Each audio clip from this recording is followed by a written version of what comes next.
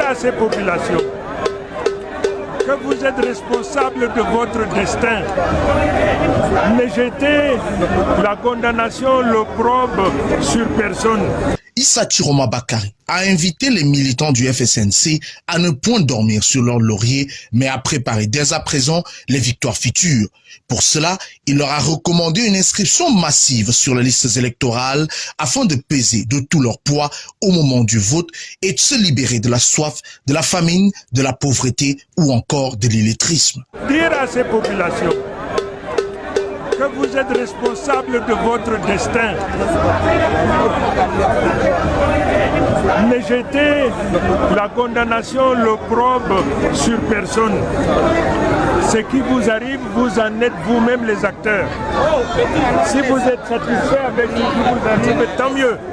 Mais si vous n'êtes pas d'accord, continuez, c'est pour changer. C'est pour ça que j'ai dit aux populations de s'inscrire massivement sur les listes électorales.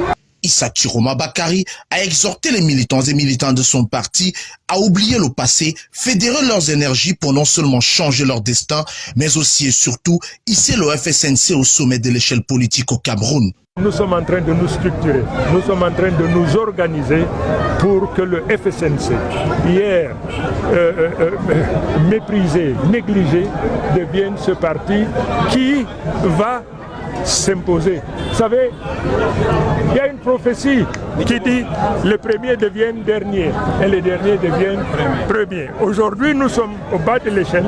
Ne soyez pas surpris si demain nous nous retrouvons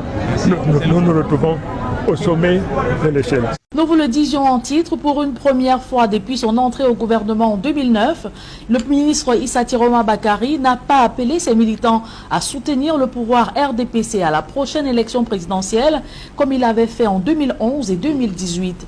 Le président national du Front National pour le Salut du Cameroun a plutôt demandé à ses partisans d'aller s'inscrire massivement sur les listes électorales, une attitude qui tranche avec ses appels habituels à voter pour l'homme du 6 novembre 1982. Ces récentes sorties au meeting de Garoua et Maroua ont poussé plus d'un observateur de la scène politique à s'interroger si Issa Chiroma Bakary a tourné le dos à Paul Biya dans la perspective du scrutin présidentiel de cette année.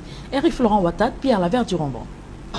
Mi andi on somi amma ko mi yeli be mon bindite to on binditi on subi bako on gidi jango man Allah sanjanami. Issa Chiroma Bakary a surtout axé son discours des meetings de Maroua et Garoua sur la remobilisation des organes du FSNC et l'intensification des inscriptions massives sur les listes électorales. Le président national ne donne pas de directives quand il s'agit d'une élection, quelle que soit sa nature. Donner des directives, c'est devenir un dictateur, c'est devenir un illuminé, ce que le président national n'est pas. À Maroua et Garoua, il a exhorté les jeunes du parti à faire un choix judicieux et éclairé. C'est vous qui choisirez celui qui présidera aux destinées.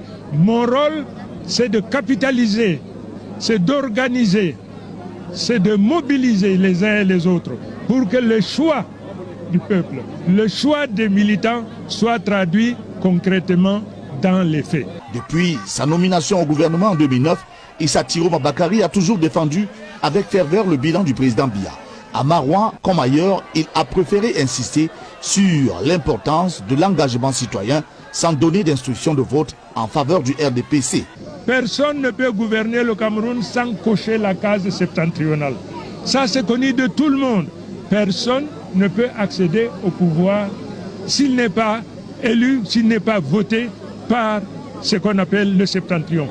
Le Front pour le Salut national du Cameroun a toujours été perçu comme un soutien indéfectible au régime en place. Or, l'absence de toute mention de Paul Biya dans ses récents discours soulève des interrogations. S'agit-il d'un simple ajustement tactique ou d'un véritable tournant politique? Dans un contexte où l'incertitude plane encore sur la candidature de Paul Biya et où les dynamiques politiques internes au RDPC restent floues, certains analystes y voient une volonté pour Issa Chiroma de se repositionner. Monsieur le ministre, dans la situation actuelle, qu'est-ce que vous êtes? Une victime? Alain Belibi, ce que je fais ne plaît pas. Je ne suis pas un brasseur de mots Je suis un homme politique engagé. Je dis toujours que c'est moi qui suis allé vers le président Biya. J'ai demandé au président Biya, Monsieur le Président de la République, je voudrais vous aider. Acceptez-vous, je ne demande rien. Le président Biya m'a fait l'honneur d'accepter. Et je lui ai dit que je vous accompagnerai jusqu'à la fin de votre carrière. Suis-je une victime? Suis-je un bouc émissaire? Quand on est assis où je suis, il faudrait qu'on se prépare à être tout. Victime expiatoire, agneau sacrificatoire, bref, Alain Belibi, je suis dans mon rôle. Protéger celui qui préside aux destinées de notre nation. Et la dernière chose que je dirais avant de recevoir une autre question, qu'est-ce qui pousse en vérité Chiroma à soutenir? Deux choses, Alain Belibi. Nous sommes allés une première fois aux élections avec le président Biya. Moi, dans un discours au vitriol, le président Biya nous a battus. Une deuxième fois, nous sommes allés aux élections avec le président Biya. Une fois de plus, il nous a battus. La troisième fois, Alain Belibi, je me suis dit une chose. Il faudrait que j'ai l'humilité et le courage de suivre, d'écouter la voix du peuple. Le peuple me demande de soutenir le président Biya pour une raison bien simple. Le peuple refuse de jeter la proie pour de l'ombre. Le peuple refuse d'effectuer un bond dans le vide sans filet de sécurité. Voilà donc, Alain, ce que je voudrais dire maintenant. Est-ce qu'il y a une autre question?